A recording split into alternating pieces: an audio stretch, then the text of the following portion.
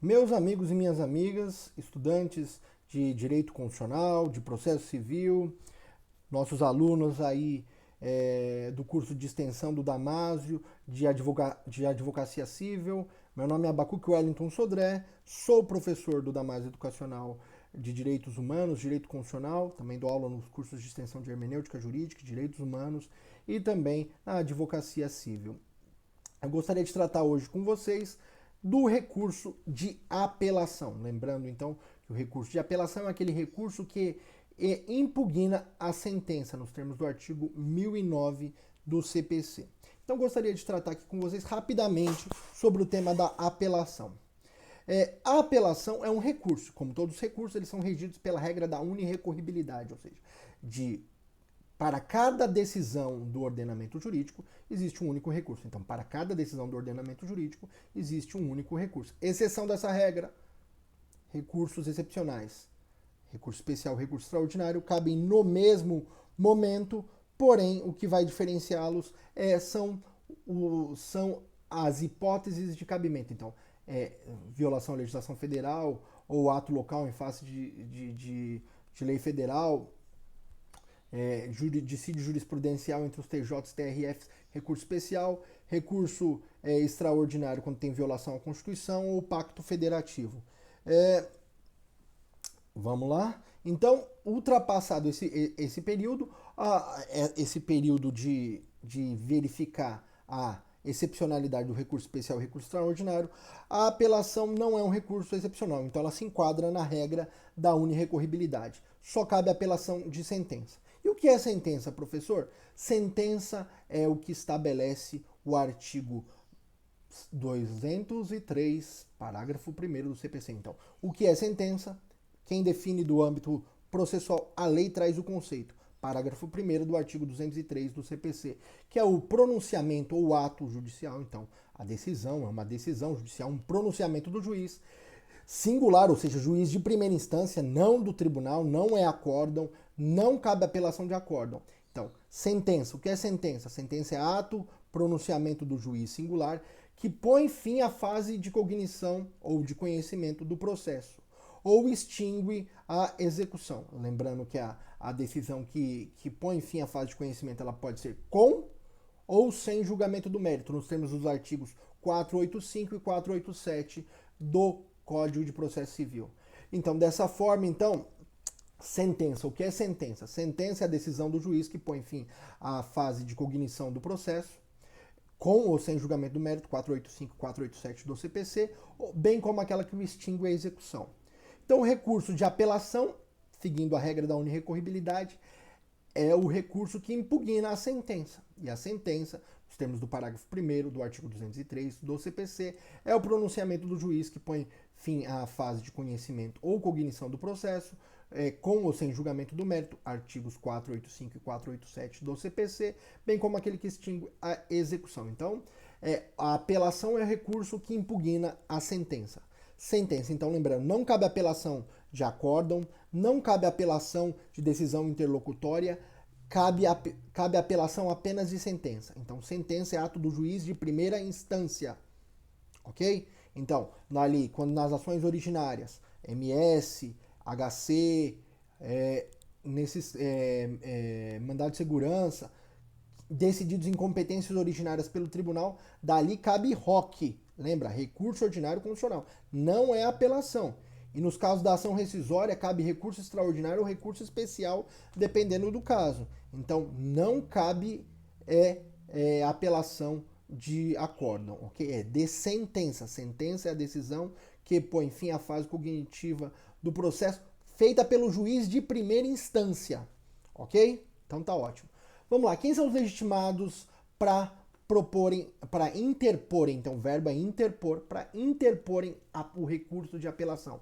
Então, para interpor o recurso de apelação, o legitimado ativo é o apelante. Apelante é quem foi sucumbente, ou seja, quem teve uma decisão desfavorável, ainda que parcialmente. É óbvio que o terceiro interessado, aquele que tenha interesse no resultado do processo, também pode interpor apelação. Mas a regra geral é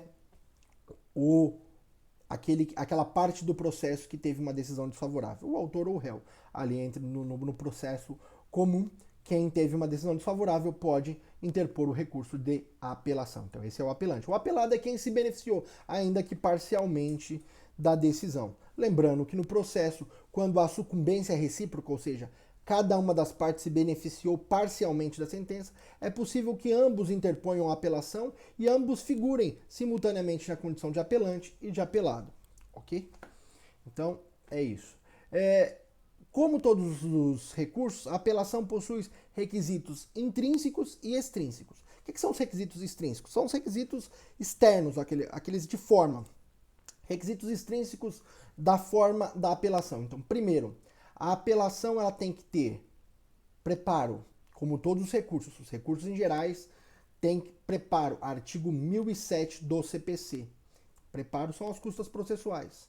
Se você está fazendo um concurso público, se você está fazendo uma prova, se o seu problema não fala nada acerca de gratuidade de justiça, você vai fazer menção à juntada das custas processuais. Lembrando, requisito extrínseco. Tempestividade. Tempestividade é cumprir o prazo, ressalvados os embargos de declaração que são opostos em 5 dias, todos os demais recursos são interpostos no prazo de 15 dias, parágrafo 5º do artigo 1003 do CPC. Quais que são os objetos, então, da apelação? Vamos aprofundar aqui na apelação. A apelação ela tem dois motes, ou seja, dois pedidos possíveis. Quais são esses pedidos? Reforma e anulação da decisão. Na reforma, o tribunal ele observa o quê? Que há um vício de interpretação ou aplicação do direito, ou seja, o juiz ou a quo, que é aquele juiz que deu a sentença, ele interpretou de forma equivocada o direito vigente, o direito material vigente. Ou mesmo o direito processual na sua interpretação, não na sua execução. Então a interpretação equivocada do direito implica no vício de erro de interpretação, chamado error in iudicando. Ou seja, error in iudicando significa erro de interpretação e aplicação do direito. O provimento é de reforma. O tribunal substitui a decisão dizendo, não, essa interpretação não é a correta. A interpretação correta é essa e a razão cabe ou não ao apelante. Então aí ele vai substituir a decisão e vai dar uma nova decisão, seja ali mantendo os fundamentos, mas é uma nova decisão, ou ainda acolhendo as alegações e dando provimento para reformar de forma definitiva. Então, substitui e dá uma nova decisão. Esse é o pleito de reforma. E a anulação? A anulação visa verificar um seguinte vício, o erro de procedimento. Erro de procedimento. A anulação visa atacar o erro de procedimento. Então, error in procedendo. Error in procedendo ou erro de procedimento se verifica quando o juiz aplica de forma equivocada o direito processual, ou seja, não atenta à forma do rito processual. Casos em que o juiz não ouve uma testemunha, ou não é produzida uma prova pericial, é cerceada a defesa em determinado momento, teve um erro de publicação e a parte não teve acesso aos autos. Nesse sentido, erro de procedimento implica no pedido de anulação. Então, o tribunal anula, nesse caso, quando é acolhido o provimento de anulação, o tribunal anula a decisão e remete para o juiz ou a quo para que ele adeque o rito, adeque ali o prosseguimento do processo e prolate nova sentença. Então, provimento de reforma ataca o error in iudicando, o erro de interpretação e aplicação do direito. O tribunal substitui o provimento jurisdicional dado na sentença. Erro de procedimento, então, anulação, erro de procedimento. Reforma, erro de interpretação. Anulação, erro de procedimento. Error in procedendo.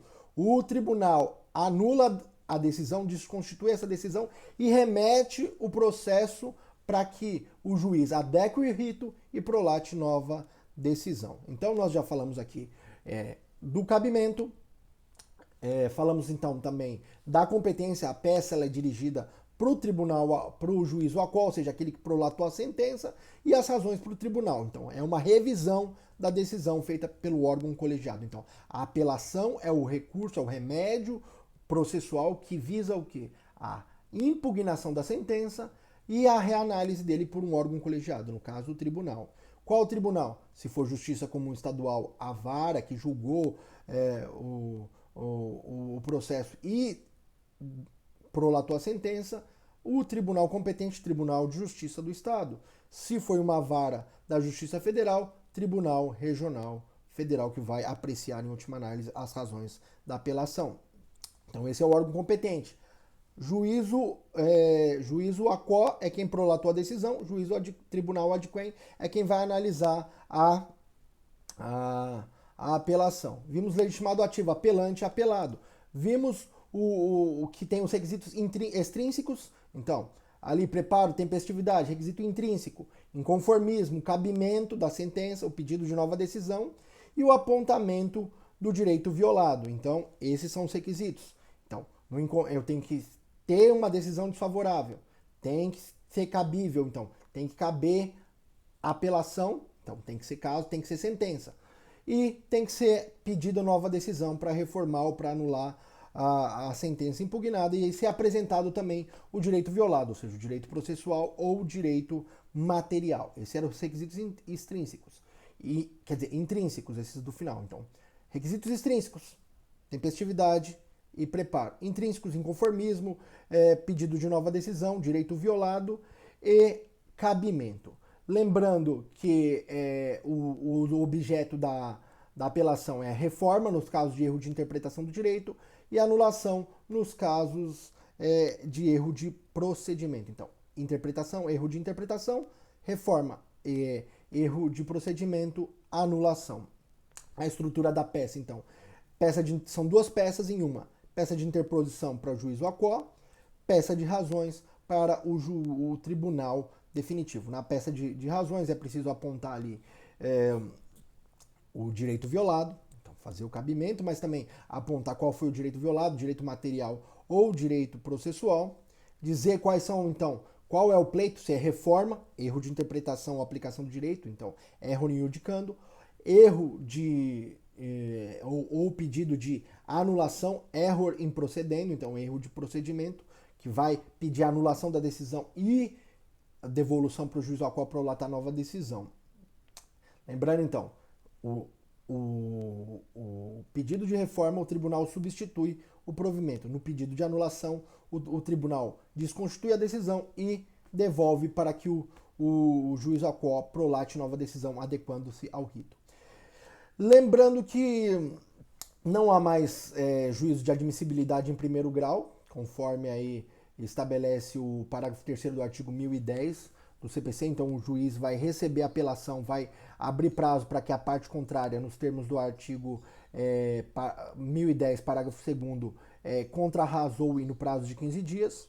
Em seguida, vai remeter diretamente para o tribunal. E o relator é que vai fazer a análise de admissibilidade, a primeira análise de admissibilidade, para saber se o processo, se a apelação deve ser conhecida. Então, se tiverem os requisitos extrínsecos, preparo e tempestividade, o recurso de apelação é conhecido. E aí o provimento vai depender da análise do inconformismo, do cabimento, do direito violado e do pedido de nova decisão, que são os requisitos intrínsecos.